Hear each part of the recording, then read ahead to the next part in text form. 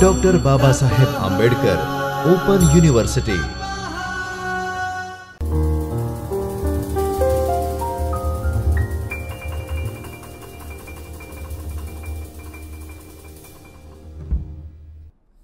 नमस्कार विद्यार्थी मित्रों, डॉक्टर बाबा साहब आंबेडकर ओपन यूनिवर्सिटी के चैतन्य स्टूडियो से मैं Shyam Murli Manohar Pandey, assistant professor political science, आप सभी का हार्दिक स्वागत एवं अभिनंदन करता हूं। विद्यार्थी मित्रों, आज हम चर्चा करेंगे दक्षिण एशिया में सरकार अने राजनीति पेपर 9। इसका जो भारतीय विदेश नीति इकाई है, इसके अंतिम हिस्से के साथ आज हम इस इकाई को पूर्ण करेंगे।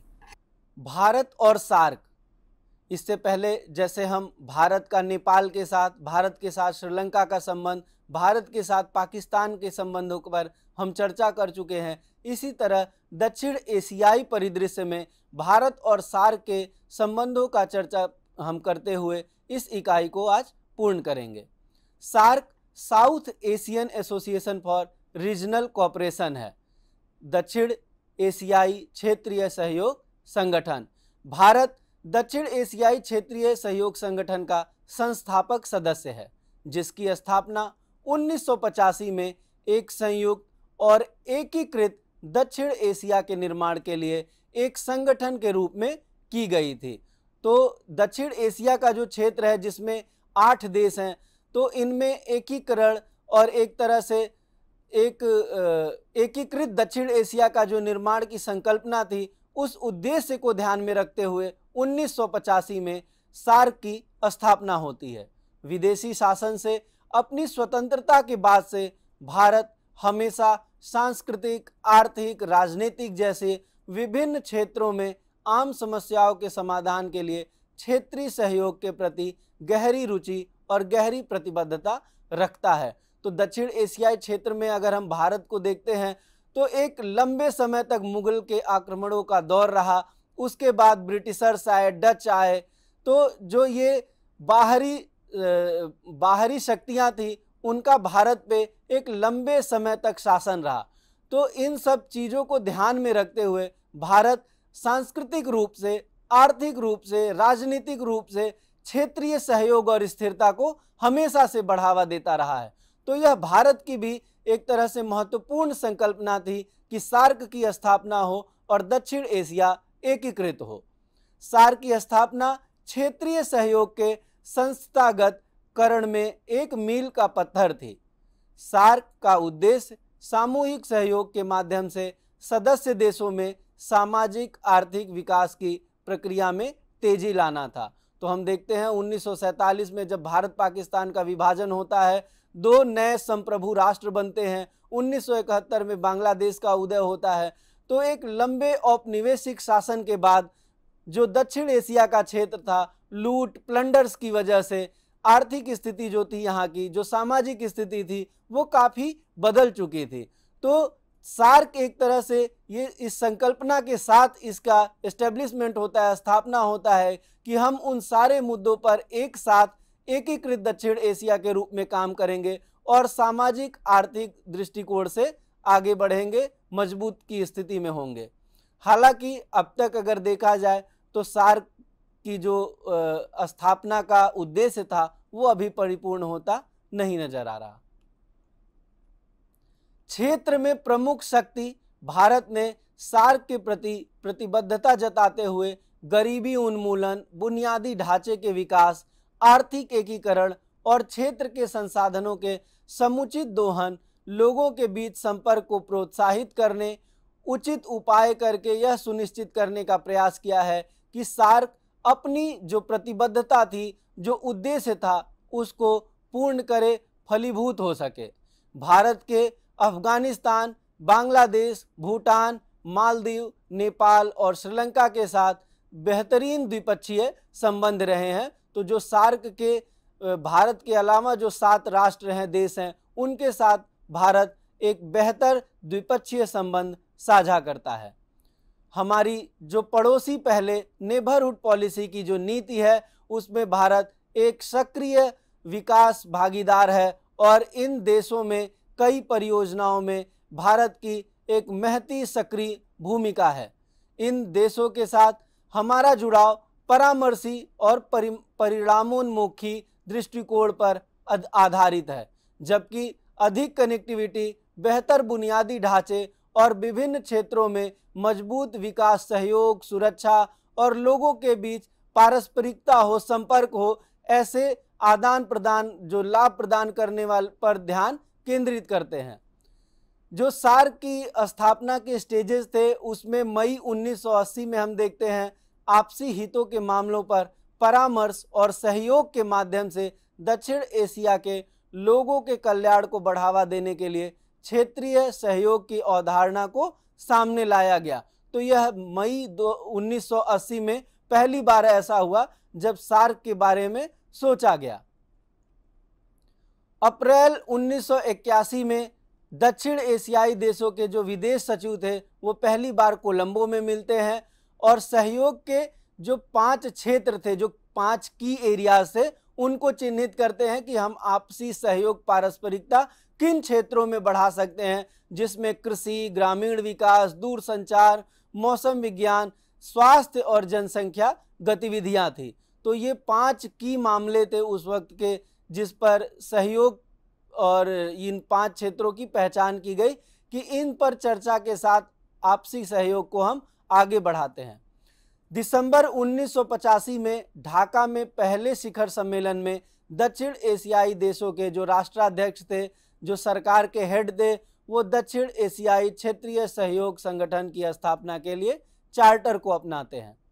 अब दक्षिण एशियाई सहयोग संगठन के जो सहयोग के क्षेत्र थे, वो जो पारस्परिक सहयोग के क्षेत्र थे, वो मानव संसाधन विकास और पर्यटन था, कृषि और ग्रामीण विकास, पर्यावरण, प्राकृतिक आपदाएं, जैव प्रौद्योगिकी, आर्थिक, व्यापार और वित्त, सामाजिक मामले, सूचना और गरीबी उन्मूलन, ऊर्जा, परिवहन, विज्ञान और प्रौद्योगिकी, शिक्षा, सुरक्षा और संस्कृति। तो ये सारे क्षेत्र थे जो दक्षिण एशियाई सहयोग संगठन जो है इन पर चर्चा करता है और इनमें आपसी सहयोग के साथ एक प्रतिबद्धता के साथ आगे बढ़ता है। सार्क में हम भारत के योगदान को देखें तो भारत ने 20 जुलाई 2022 को सार्क देशों के साथ 13 क्षेत्रीय व्यापार समझौते, जो रीजनल ट्रेड एग्रीमेंट था, और इसी तरह मुक्त व्यापार समझौते जो फ्री ट्रेड एग्रीमेंट है, ऐसे 13 व्यापारिक समझौतों पर हस्ताक्षर किए हैं। भारत अपने पड़ोस में समान विचार वाले देशों के साथ तकनीकी प्रगति के लाभों को साझा करने की अपनी प्रतिबद्धता है उसमें दृढ़ रहा है। दक्षिण एशिया के देशों में अपने राष्ट्रीय ज्ञान नेटवर्क, जो नेशनल नॉलेज नेटवर्क है, इसका विस्तार करने की भारत की पहल को श्रीलंका, बांग्लादेश और भूटान तक बढ़ाया गया है। तो भारत के अलावा जो नेशनल नॉलेज नेटवर्क है उसका लाभ श्रीलंका, बांग्लादेश और भूटान को भी मिलता है। और इस तरह हम देख सकते हैं कि भारत सार्क देशों के साथ और सार्क के साथ सहयोग करने में अपनी प्रतिबद्धता को लेकर कितना गंभीर है। सार्क ढांचे में सहयोग के लिए भारत का एक और बड़ा योगदान दक्षिण एशियाई विश्वविद्यालय साउथ एशियन यूनिवर्सिटी है। इसका एस्टेब्लिशमेंट जो होता है, स्थापना, वो 14वें सार्क शिखर सम्मेलन अप्रैल 2008 में एक अंतर सरकारी समझौते इंटर गवर्नमेंटल एग्रीमेंट के माध्यम से स्थापित किया गया। सार्क देशों के छात्रों और शोधकर्ताओं को विश्व स्तरीय शैक्षिक सुविधाएं प्रदान किया जा सके, यह 8 विषयों में मास्टर, एमफिल, पीएचडी का कार्यक्रम प्रदान करता है। भारत अपने अस्थायी परिसर के निर्माण की पूरी पूंजीगत लागत वहन करने के लिए प्रतिबद्ध है, जो दिल्ली के मैदानगढ़ी में 100 एकड़ भूमि पर निर्माणाधीन है, साउथ एशियन यूनिवर्सिटी। भारत सार्क आपदा प्रबंधन केंद्र की अंतरिम इकाई की भी मेजबानी करता है, होस्ट करता है। यह सार्क क्षेत्र में आपदा जोखिम के समग्र प्रबंधन के लिए नीति सलाह, प्रणाली विकास पर तकनीकी सहायता, क्षमता निर्माण सेवाओं और प्रशिक्षण के माध्यम से सभी सार्क देशों जो सदस्य देश हैं उनकी जरूरतों को पूरा कर रहा है। भारत ने $10 मिलियन अमेरिकी डॉलर की प्रारंभिक पेशकश के साथ कोविड-19 आपातकालीन निधि भी बनाया था। इस क्षेत्र में भारत की मानवीय राहत में आवश्यक दवाओं, एंटीबायोटिक दवाओं, चिकित्सा उपभोग्य सामग्री, कोविड सुरक्षा जो किट था, परीक्षण किट था, अन्य प्रयोगशाला, अस्पताल उपकरण शामिल रहे हैं। भारत और सार्क के बीच जो देश हैं उनमें बाधाएं क्या हैं? जो एक सार्क जिन प्रतिबद्धताओं के साथ आगे बढ़ा तो वो फलीभूत क्यों नहीं हो पाया? इसमें कुछ बाधाएं हैं, जिसमें भारत के बारे में एक बिग ब्रदर सिंड्रोम है। भारत की जो टेरिटरी है, जो भारत का विशालकाय भूभाग है, भारत की जो आर्थिक सामाजिक स्थिति है, जो भारत की संपन्नता है, यह एक तरह से क्षेत्र के जो छोटे देश हैं उनमें असुरक्षा की भावना पैदा करती है। तो ये जो बिग ब्रदर सिंड्रोम है, ये अपने आप में इस सार्क के आगे बढ़ने में बाधा के रूप में है। आतंकवाद इस क्षेत्र की बहुत ही एक तरह से भयानक समस्याओं में से एक है। जो दो बड़े राष्ट्र हैं दक्षिण एशिया में, भारत और पाकिस्तान, भारत हमेशा से आतंकवाद का खुला विरोध करता रहा है और पाकिस्तान वहीं आतंकवाद का एक तरह से आतंकवाद को विदेश नीति के रूप में इस्तेमाल करता रहा है।